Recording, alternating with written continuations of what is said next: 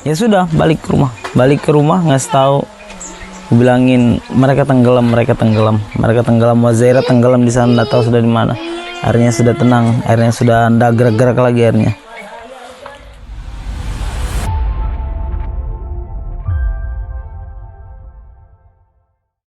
Selamat pagi Tribuners. Situasi Kota Balikpapan pada Senin 17 November 2025 menjelang maghrib mendadak terasa menyedihkan. Bagaimana tidak? Di sebuah kubangan yang mirip waduk dekat kawasan pemukiman warga di RT 37 Balikpapan Utara, Kota Balikpapan, Kalimantan Timur, ada 6 anak kehilangan nyawanya akibat tenggelam setelah berenang di lokasi tersebut. Beberapa jam kemudian jasad ke-6 anak tersebut ditemukan dan langsung dibawa ke mortuari Rumah Sakit Kanijoso Jatiwibowo Balikpapan untuk diotopsi sebelum dibawa pulang oleh pihak warga. Bagaimana kisah selengkapnya? Ikuti program Saksi Kata. Izin siapa namanya Mas? Rizal, Selaku dari orang tua Anaya Zahira. Ana Zaira kemarin ya, yang korban satu yang tenggelam kemarin ya. Mungkin ada cerita kenangan apa Mas dengan korban Mas? Terakhir. Banyak. Yang paling diingat itu cuma pas pergi muat sampah aja sih. Muat sampah. Ya, pulang cuma nyuruh ambil HP yang ini. Saya diambil HP ini dan nggak tahu lagi. Berarti terakhir ketemunya tuh pas gitu. Ya, Jam berapa itu? jam 5-an. Jam 5 sore itu. Ya, jam 5 sore. Berarti udah dekat sama waktu kejadian berarti ya, betul dekat ya? Dekat banget. Oh, itu habis itu ada pamit kah atau kayak apa? Nggak ada. Nggak ada, cuman pergi gitu aja berarti. Selalu disuruh ngambil HP, habis itu sudah. Ngambil HP, keluar. Itu mikirnya itu dia main di rumah sini. Oh, main di rumah sini aja. Ya, jadi tinggal pergi aja, pergi keluar beli sayur. Begitu balik, wah. Itu berarti terakhir bertemunya sama almarhum ya. Ya. Tapi kalau almarhum ini anaknya kayak gimana Mas? Menurut Mas Rizal, Ya, anaknya gimana? aktif, cuman kayak gimana ya, nggak cerewet banget lah dia. Dikasih tahu dengar, bisa disuruh, bisa dibilangin. Menurut berarti ya? Ya nurut lah. Kalau dibilangin jangan, langsung dia enggak. Tapi memang sering main ke daerah situ kan? Wah, nggak pernah. Nggak pernah? Dia mungkin pernah main ke situ, kalau diajak, kalau nggak diajak nggak mau deh. Nggak pernah ke sana. Jadi saya tuh sakit hati sama yang ngajak. Oh, itu gimana ceritanya Mas? Gak ngerti juga kayak mana ceritanya kok bisa sampai di sana itu. Jadi ceritanya tuh anaknya Mas tuh diajak gitu ya? Iya. Kalau menurut ceritanya Mas? Kalau biasa dia main paling jauh itu di belakang masjid di ujung situ. Abdul Nafis ini? Ya, yang dekat ini.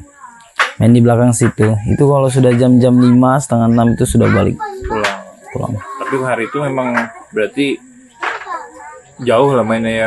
Ya itu paling jauh lah berarti ya? Paling jauh.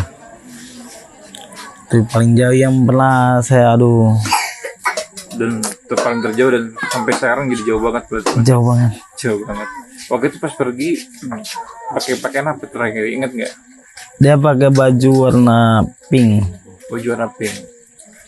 Oh, celananya? Ya, dia sempat kan pas di mobil dia masih sempat tidur. Bilang ke mamanya, "Nggak usah dibangunin, biar aja dia tidur." Daripada dia pergi mainan lagi. Tapi dibangunin, ketemu temannya.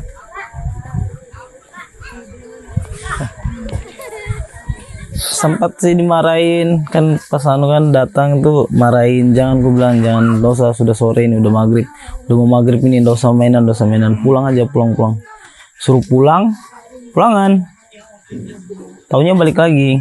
Pas balik itu aku udah ndak marahin, ndak apa, cuman balik pergi naik motor karena saya kiranya anak saya main di sini kan, Main di rumah sini aja, Ya. sekitar rumah aja ya.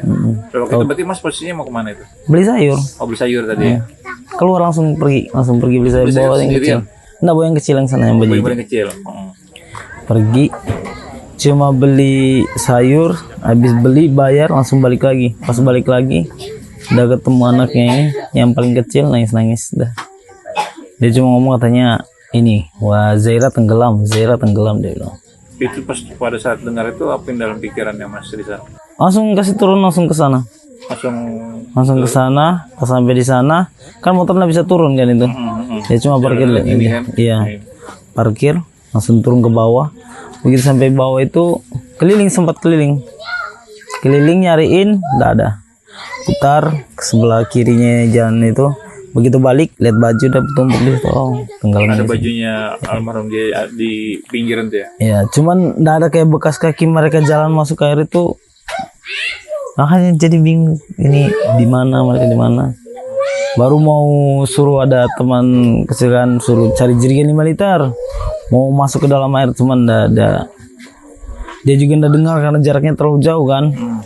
Balik, pulang. Sempat singgah dulu, mau singgah ke situ. Cuman nggak digubris sama pamannya yang ini. Ya sudah, balik ke rumah ngasih tahu. Gue bilangin mereka tenggelam. Wah Zaira tenggelam di sana, nggak tahu sudah di mana. Airnya sudah tenang, airnya sudah nggak gerak-gerak lagi airnya. Baru dari situ. Wah. Waktu itu berarti posisinya kalau ibunya di mana waktu itu? Posisi ibu di rumah. Posisi ibu Ya pas dikasih tahu tenggelam itu memang sudah banyak katanya dikasih tahu ini main di sungai. Cuman nggak pernah sampai kayak gitu. Maksudnya pas aku nyampe di jalan sana mereka sudah ada mau pulang atau dari arah tempat mainannya mereka, tapi mereka nggak pergi ke sungai kayak gitu, nggak. di tempat yang itu ya. Ya, yang itu kayaknya memang beneran sudah sampai di sungai sana. Makanya kaget betul-betul kaget sudah di situ. Sempat tadi sudah panik memang. Saya kira cuma Danis kayaknya memang betulan. Makanya aduh. Berarti umurnya berapa ya? 5 tahun ya? 5 tahun. Masih ini, si PAUD dia. Masih PAUD. Terus kalau almarhumnya apa? Disukanya apa biasanya kalau sehari-hari ini dilakukan? Pagi sekolah. Kadang kalau motornya saya bawa ya anda sekolah di rumah sama mamanya. Siang baru keluar mainan.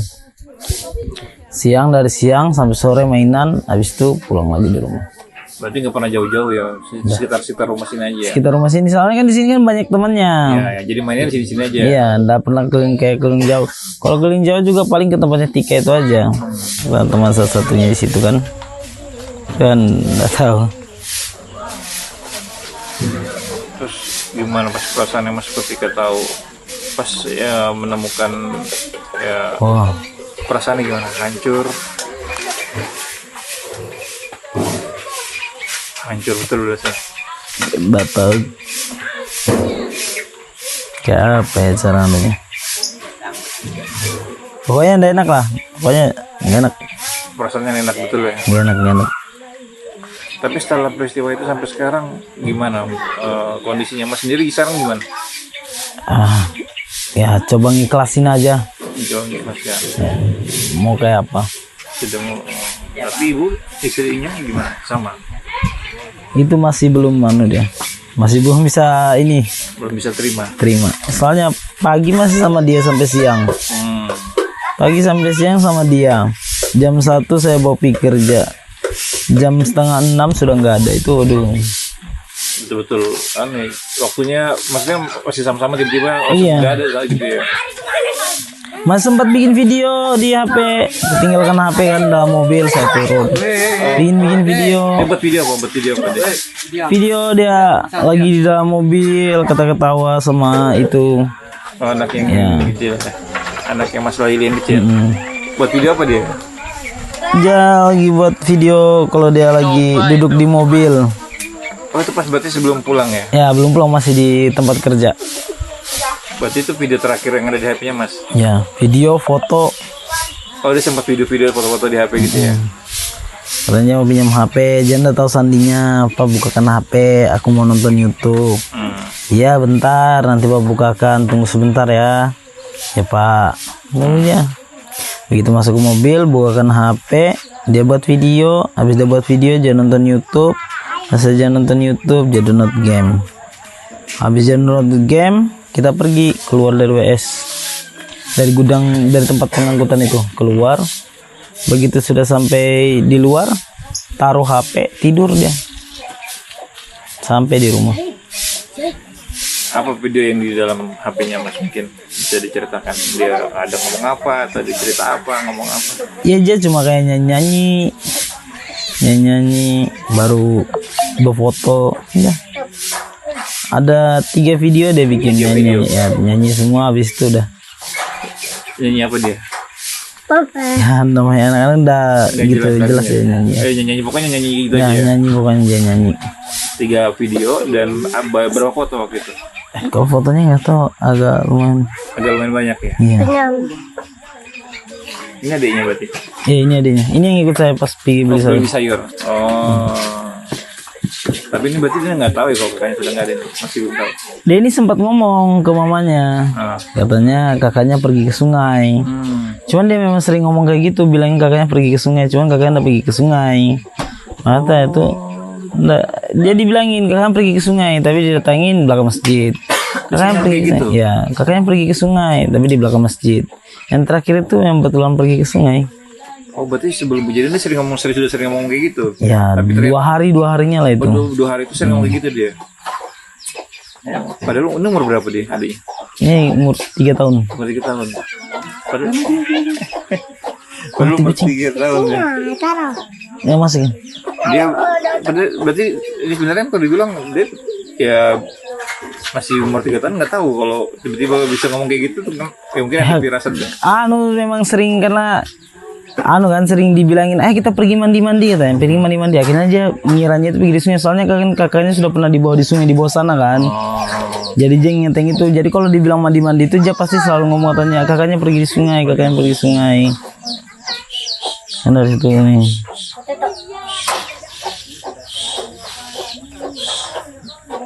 Tapi selama beberapa hari ini Mas pernah ada di mimpi nggak sama anak atau mungkin Kalau saya sih belum ada. Cuman kalau mamanya ada. mamanya di mimpi apa?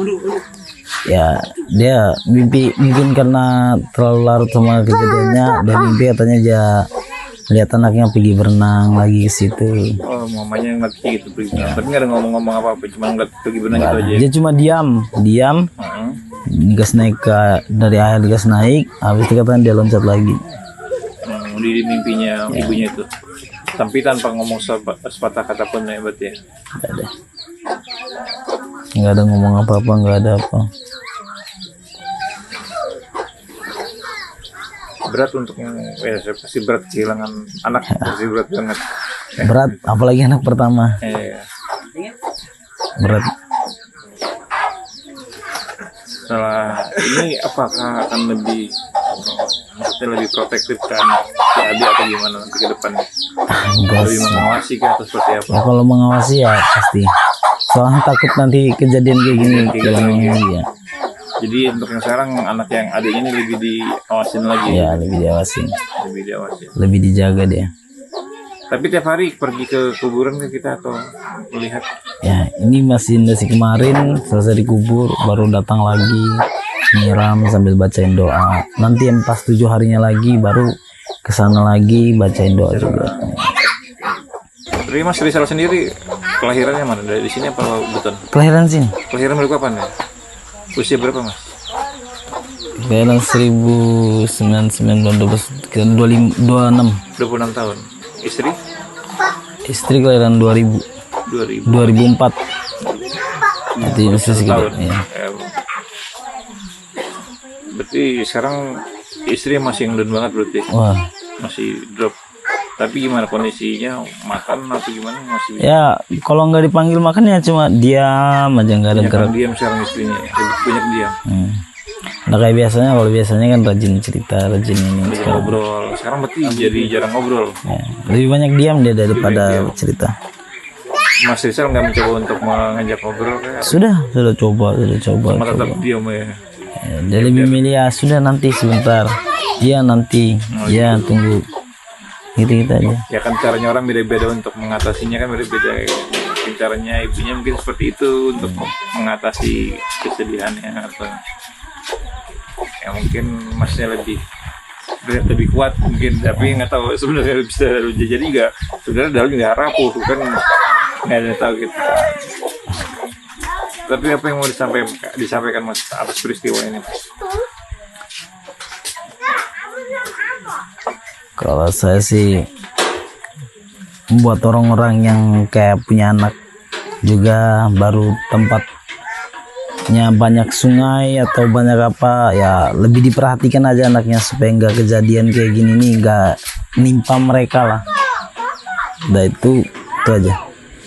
Tapi banyak orang nggak sih kayak Mas Fadil kan bilangnya banyak yang menyalahkan nih, banyak yang nggak jaga anak ya Mas, bilangnya banyak yang kurang pengawasan. Tapi Mas sendiri ada yang bilang kayak gitu nggak?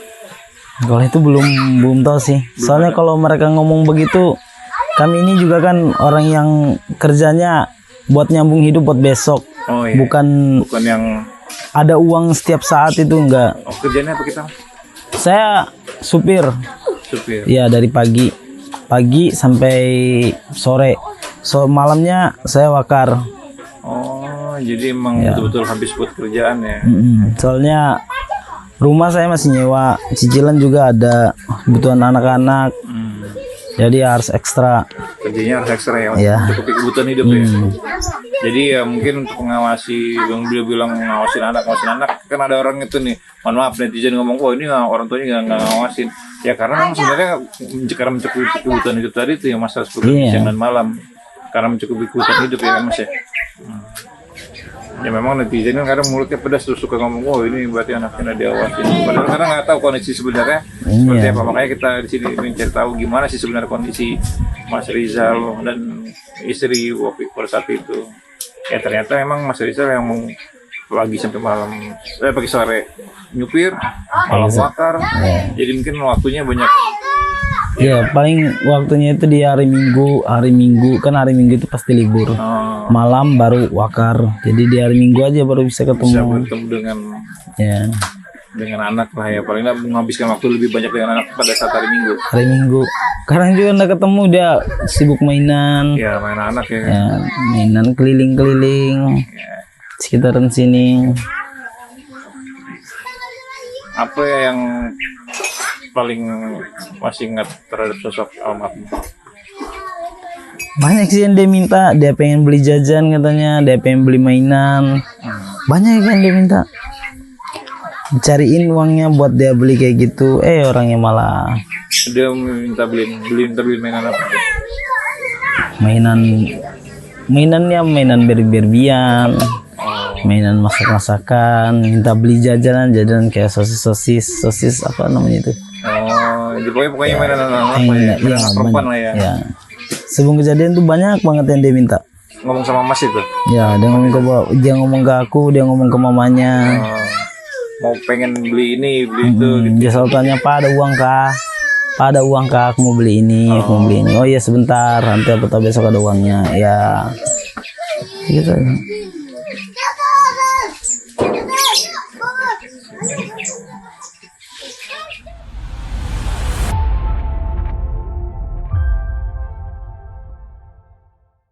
Bagi orang tua, tidak ada duka yang lebih perih daripada kehilangan anak. Dan kita semua dapat diingatkan tentang pentingnya menjaga lingkungan, mengawasi area berbahaya, dan memastikan tragedi seperti ini tidak terulang lagi. Semoga dari kisah ini kita bisa belajar, peduli, dan bertindak. Terima kasih telah menyaksikan Saksi Kata. Sampai jumpa di episode Saksi Kata berikutnya. Download Tribun X sekarang. Menghadirkan lokal menjadi Indonesia.